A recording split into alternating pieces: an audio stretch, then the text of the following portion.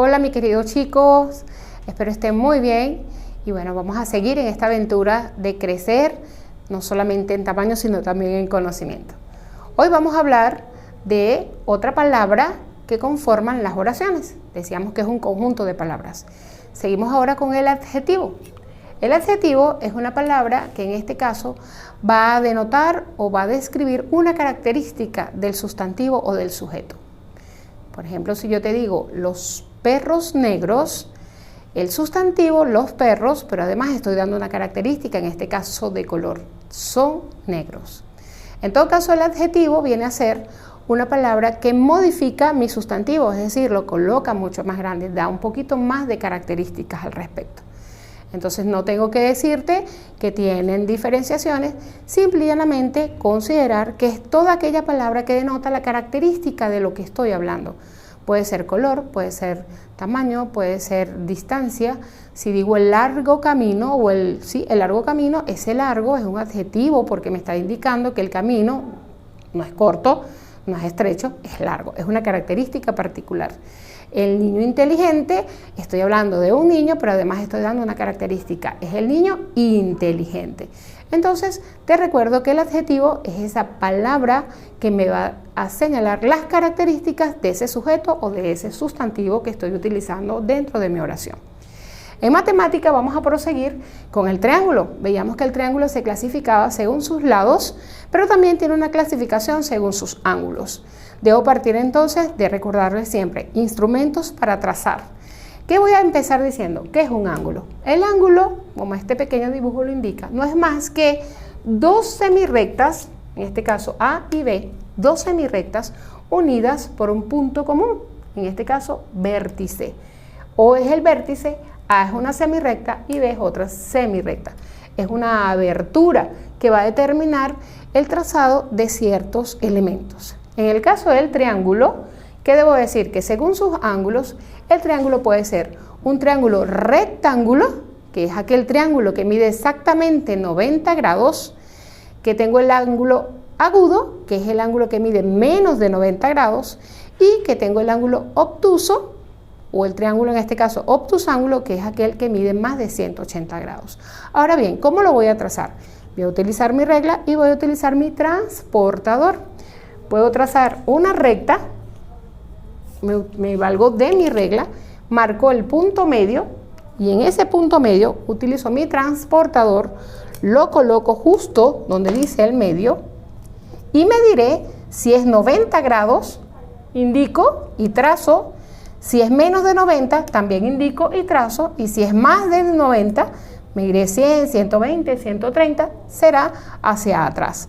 Dependiendo entonces de esas medidas, yo tendré mis triángulos respectivos. ¿Qué decía? Les recuerdo, si es rectángulo, mide exactamente 90 grados.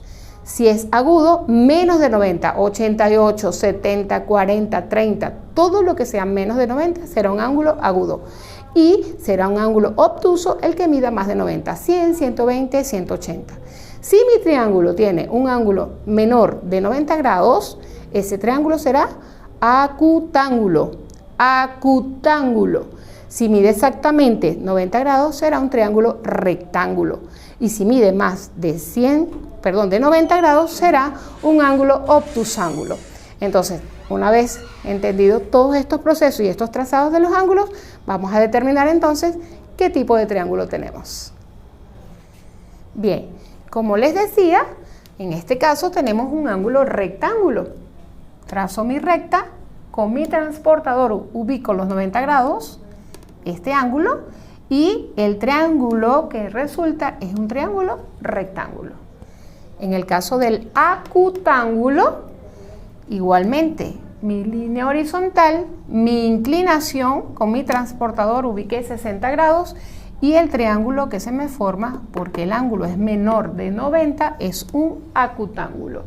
Y finalmente, mi línea horizontal con mi transportador ubiqué en este caso 118 grados y el triángulo que se produce es un triángulo obtusángulo. ¿Por qué? Porque tiene un ángulo obtuso. Con esto cerramos la clase de matemática de este día. Pero el día no termina con la clase de matemática. terminamos con la clase de Ciencias Naturales en Integral. Venimos hablando de la magia del chocolate y les decía en la clase anterior cómo se siembra el chocolate o de dónde sale el chocolate de la mata de cacao. Ahora bien, hoy vamos a hablar de cómo obtener ese chocolate. Una vez que obtengo el cacao, que ya les dije que es la fruta del árbol, ese árbol, ¿verdad? Ese fruto, yo voy a quitarle la concha, voy a sacar la pulpa, voy a extraer las semillas y las voy a colocar en un recipiente a alta temperatura. Él va a estar calentándose y él va a estar tostándose. Ese es lo exacto, se va a tostar. Una vez que se tosta, ¿verdad? Lo dejo enfriar y luego que lo dejo enfriar, lo puedo rallar, lo puedo dejar en trozos y luego lo someto nuevamente a altas temperaturas con otros elementos para transformarlo en esa rica mezcla que la llevaría a moldes o la llevaría simple y llanamente a una bandejita y de allí establezco mi tableta de chocolate o mis piezas de chocolate con las cuales voy a hacer toda la dulcería o la chuchería que yo quiera consumir. Entonces de allí es la forma de cómo procesamos ese chocolate, cómo transformamos el cacao en esa pasta rica de chocolate que a todos nos encanta.